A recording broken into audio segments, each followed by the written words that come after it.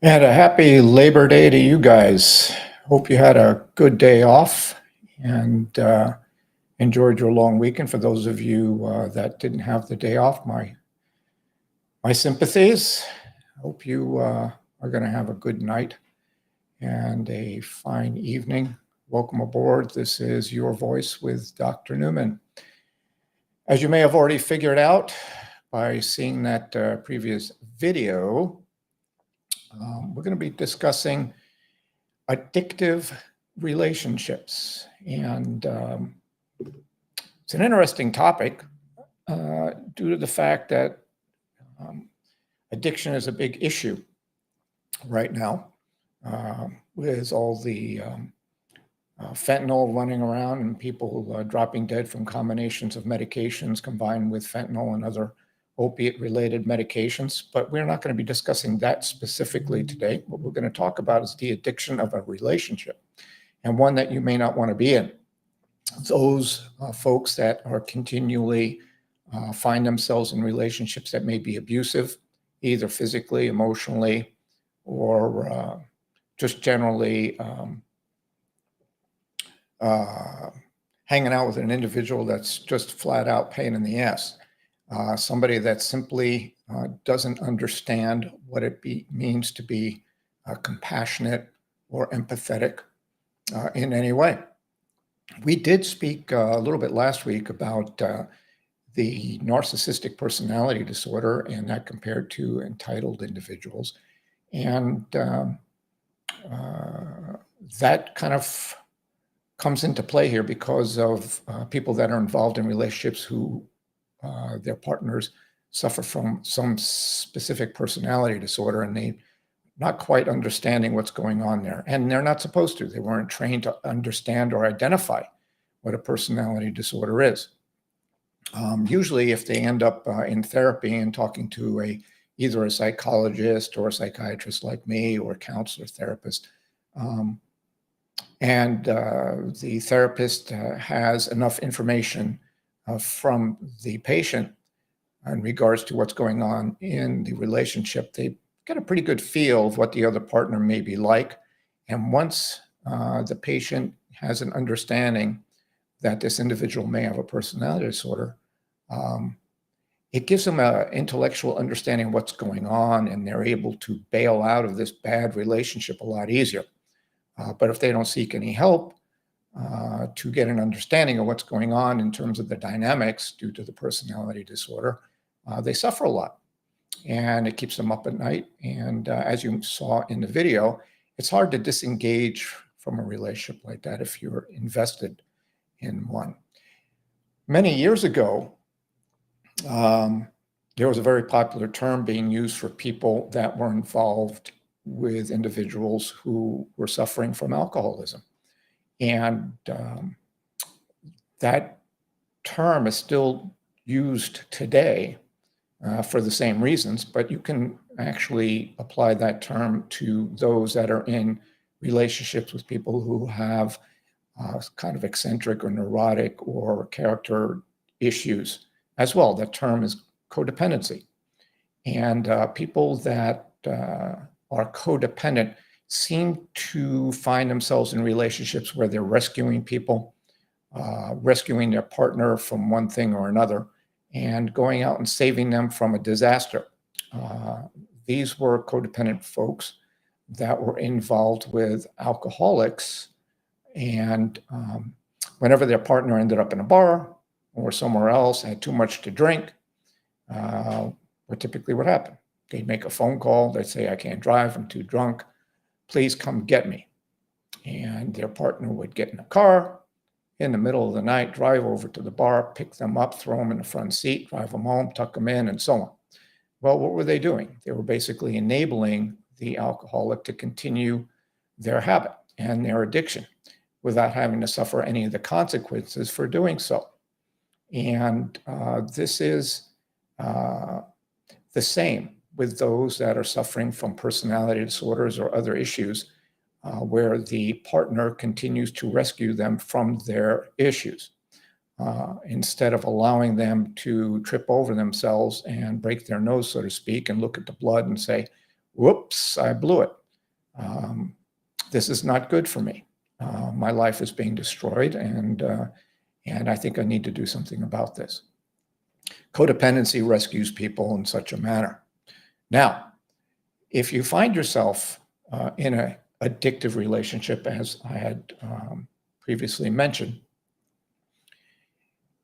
the individual that's in this relationship seems to find themselves suffering and not acknowledging the fact that the relationship is extremely, well, you might say lopsided or a little bit out of balance. And they get confused very easily to the point where they're not quite sure whether their relationship is stable or not. And this continues on to the extent that they worry constantly whether or not their partner is going to remain. They worry constantly where that partner may be, who they're spending time with, whether they're being cheated on, and so on and so forth. Now, keep this in mind, that when you're in a relationship with someone who may have a personality disorder, or someone that may be extremely controlling or manipulative, they figure out ways of keeping you off balance in this relationship.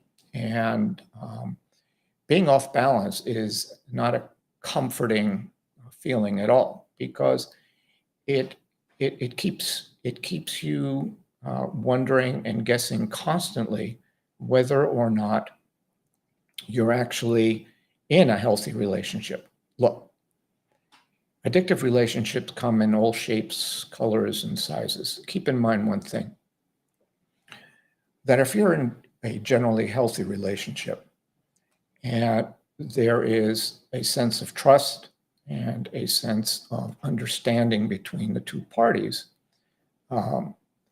and one of them seems to have taken ill or is becoming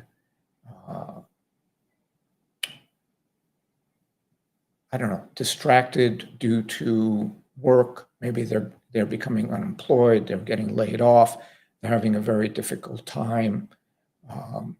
It can create a lot of, as we mentioned once upon a time, anxiety, grief, their ability to not play the role of that spouse in regards to their responsibilities as a partner.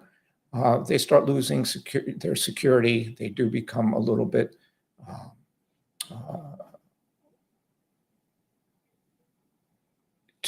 well, what I'm trying to figure out here is the proper word without actually insulting anybody. Look, if there is an issue in regards to their responsibilities in a relationship and they can't meet those responsibilities, they end up becoming extremely insecure during this period of time. And they will end up becoming a little bit more cognizant of the fact that they're not meeting the other person's needs. If the other person has some compassion and empathy, this will be fine.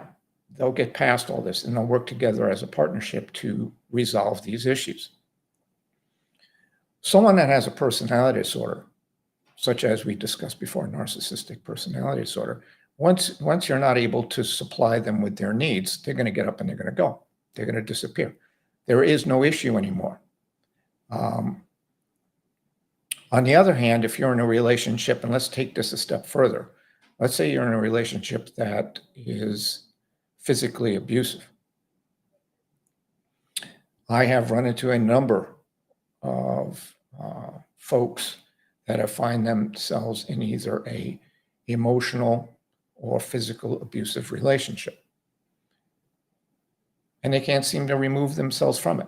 And I even sit here and scratch my head and I go, what the hell are you doing? This is an easy fix. Pack your bags and go. Go find your place where you can be safe. Go back to home. Go to your family. Find yourself a new apartment. The issue is that I have heard over and over again, what am I going to do? Where am I going to go? How am I going to support myself? And so on and so forth. Maybe he or she will stop this behavior and we can fix this problem. However, that cycle of abuse does not necessarily stop. It becomes more and more frequent. It's kind of a whirlpool effect. And if you take a look at a bathtub and you see the water draining out of it, you'll see that swirling whirlpool, and it gets tighter and tighter and faster as it gets closer to the drain. And in abusive relationships, it becomes more and more frequent, not less frequent. And this is nothing that you need to be in. The way to stop that is to get the hell out. Leave. Get support from a professional. Sit back. Think about what you're worth. And I guarantee you, you are worth a lot more than what you're going through in that type of a relationship. The other issue, or the other type of relationships, are those that are completely infatuated with the other person to the extent that, now let's talk about this. Okay, this is fine. Love at first sight. Is there such a thing? Sure, there can be. I'm not saying that there isn't. But true, sincere, and substantive love takes place over a period of time. It's something that is built over time through acceptance and sharing of trust and developing honesty, being sincere, and developing a chemistry between the two of you that allows both of you to be open and vulnerable to each other without worrying about having to be defensive in any way. And that is a vacation. My goodness, that is an awesome vacation, to be able to sit down with somebody and actually reveal your vulnerabilities and allow yourself to share in such a way that you know the other person isn't going to use your weaknesses against you. And that takes time. When you're in a relationship and you're infatuated with the other person within a matter of hours, you may have a good time for a short period of time, but after a little bit, that's going to get tired, because you're going to start discovering who each of you is, and things are going to change. They call that the honeymoon phase, I suppose. But the truth of the matter is, it just takes a while to acquire that trust and honesty between two people. Now, the issue is this, is that when that infatuation ends up becoming reality and the fantasy is gone, one of the two parties is going to leave. And when this happens, despair takes over on the partner that is left behind, so to speak. And they end up becoming so distracted with the fact that they have lost this individual. And I'm not talking about grief. Grief is a healthy emotion. What I'm talking about is the distraction and obsession, or compulsion, you might say, of continuing to think of the other person and what it is they're doing, who they're doing it with, and when they're doing it. And all this goes on when this person is not with you. How can you even function during a day when this is happening? You can't. You're completely distracted. The idea is to understand that you have a choice in this matter. In other words, you can sit around and think about Joe Blow or Susie and state, oh, they must be with somebody else. They may be jumping their bones, or whatever the case might be. And allowing this fantasy to get a hold of you to the extent that you can't function very well. You're not obligated to think like that. There is no rule, there is nothing in the manual that says you need to think this way when somebody gets up and departs. You have a choice. You can actually think and fantasize what you choose to fantasize about. I'll give you an example. Let's say you're infatuated with somebody and they get up and they go and they say, listen, we're done with this, I'm out of here. And off they go. You're sitting around at home, you're sad, you're crying, and all you're doing is thinking about what? What this other person is doing and how much fun they may be having. Well, you have another choice. You can actually sit around and if you want to, think about how bored they might be sitting at home reading a book or taking a shower and crying over you. You have that choice. Or that they're absolutely miserable without you. You've got that choice. You can think and fantasize everything that you want to help you get through this situation. You do not have to sit around and punish yourself over the end of a relationship. The idea is that if they knew what you were doing and the fact that you were punishing yourself and agonizing over the fact that they have separated themselves from you, probably, I would say more than likely, they would really enjoy knowing that they have this much power and this much control over your emotions and how you're doing during the day. Don't give them that satisfaction because you do have a choice about what it is you fantasize about, what it is you're thinking, what it is that you're feeling. A healthy relationship, when it goes off the rails, there's grief. There's a period of time that does have to take place to get you over it. A lot of times it's about half the period of time that you've been in a relationship. It could take that long. In other words, if you're in a healthy relationship for 2 years, it could take you a good year to get over that.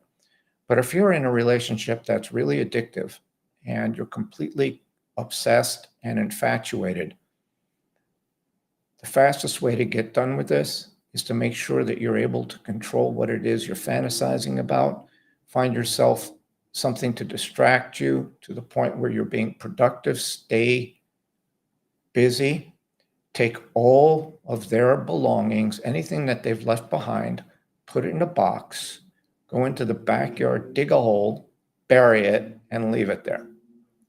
Get rid of it. Don't even bother hanging on to that stuff. And remember, you will get over this. And the one thing about getting over a relationship like this is the fact that when you're done with it, you pat yourself on the back and you say to yourself, listen, I got through this. This is good. If I can get through this, I can get through the next one.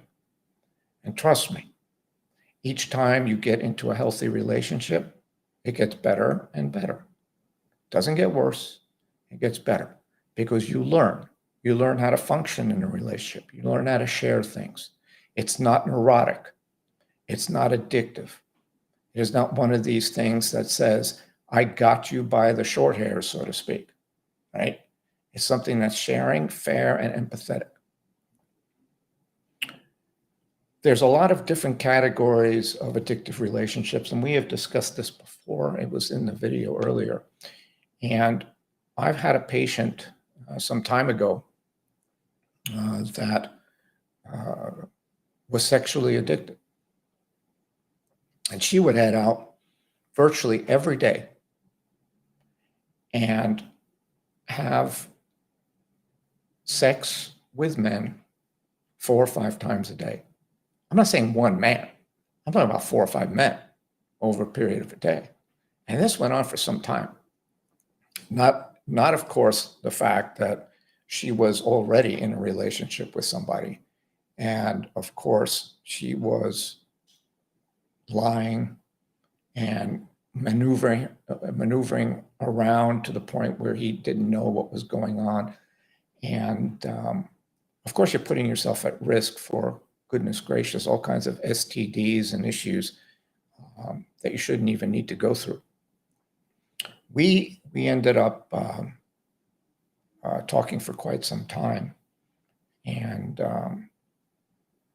come to find out that, interestingly enough, she ended up being diagnosed with bipolar disorder.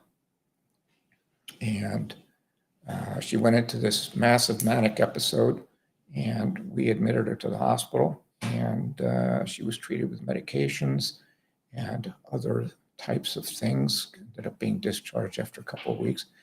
And guess what? She stopped.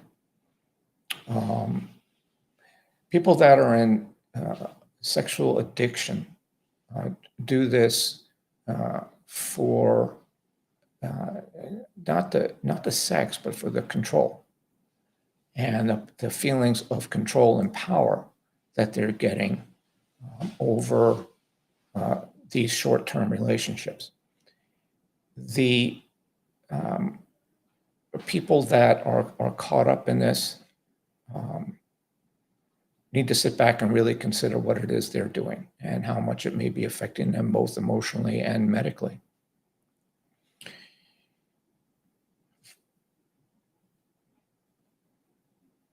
If you find yourself in a situation like this, do something about it. You don't need to suffer emotionally. You don't need to suffer physically in any way, whether it be a sexual addiction or whether it be a relationship addiction that you may be in and finding a very difficult time to get out of. Keep in mind, if you're sitting back and you're considering that you cannot do this because it's not practical, because you can't afford to live on your own, because you can't support 2 kids, because you've been extremely dependent on other people most of your life. It's such a feeling of freedom when you're able to acquire the resources, the training, and the education to be self-sufficient, live on your own, get your life in order, and then find and discover other people that have same common interests and are healthy in a relationship to the extent that you begin to trust again. I'm not saying it's going to take a week. No, it's going to take a little bit longer than that. Trust me, it's going to take a while to acquire and get over some of the trauma that you were suffering from in this bad relationship that you had a difficult time getting out of. If you have any issues when it comes to any of this stuff, seek out a professional. Go sit down and talk with someone. You may all of a sudden realize, as I had mentioned earlier, that the individual that you got yourself entangled with has got the real problem and that you need to bail. You need to parachute out of this bad relationship and get yourself back on track again, okay? Don't get caught up in being a codependent with individuals that have problems. Don't spend time rescuing them. Spend time taking care of yourself. And if you find yourself in an abusive relationship that is both physical and or emotional, don't waste any time. Move out of that as fast as you can, and don't turn around and don't go back, because things will not change. With that being said, I think I've exhausted all my wind, and we're going to head out of here. It's been a pleasure hanging out here with you again, and I look forward to seeing you again in another week. Please take care of yourself and stay well.